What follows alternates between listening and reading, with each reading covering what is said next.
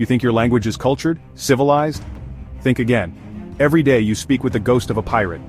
When you avoid a problem, you give a wide berth, just like a pirate ship avoiding the navy. When you're drunk, you're 3 sheets to the wind, just like their sails in a storm. These aren't just words, they're stolen treasure.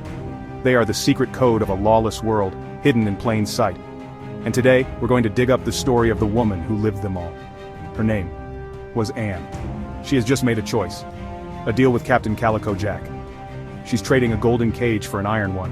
To her, this ship isn't a monster. It's an escape.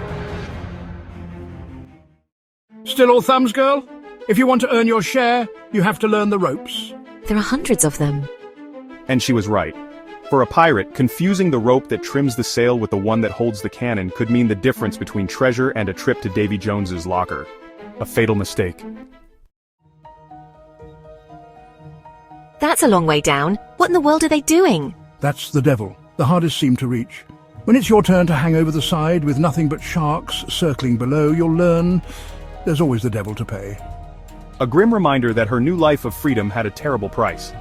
You see, on a ship, paying was the term for sealing a seam with hot tar, so to seal the devil seam was a hellish, backbreaking job. Will we hold? The hatch is tight enough. Lively now. It was a desperate, frantic fight, hammering planks, battens over the hatch covers to keep the ocean from ripping their world apart. The storm passed, but the world was still full of monsters. Days later, it was Anne in the crow's nest who spotted the dreaded flag of a Royal Navy man-of-war. Sail off the port bow! It's the Navy! The HMS Dauntless! They're hunting us. Steer clear, give a wide berth. A berth was a ship's safe space. For Anne, learning to give a Navy vessel a wide berth was learning to cheat the hangman's noose. A lesson in survival. But the greatest monster on the ship was sometimes the man in charge. Pirate justice was swift and brutal, and the tool for it was the cat-o'-nine-tails. We've told you the story of that whip before. But for Anne, seeing it for the first time, she understood.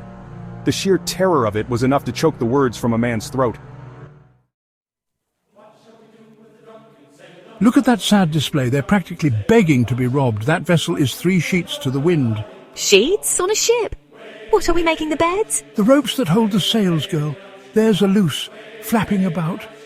Makes the ship handle like a drunken fool. For us, that's not a problem. It's an invitation. After months at sea, the deadliest enemy wasn't a cannonball.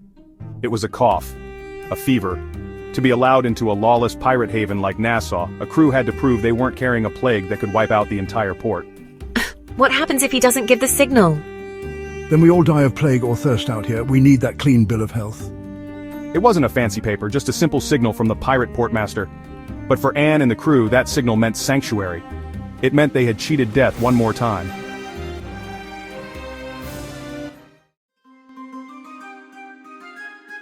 So when you hear these phrases, listen closer. They're not just words. They are the scars of history, left on the skin of our language. They are the ghosts of men and women who chose a short, dangerous life over a long, boring one. For Anne, this wasn't just a vocabulary lesson, it was the story of her life. She learned the ropes, she battened down the hatches, and she paid the devil. And her story, her secrets, like a message in a bottle, washed ashore for us to find. Can you think of any other phrases with pirate history? Let us know in the comments below.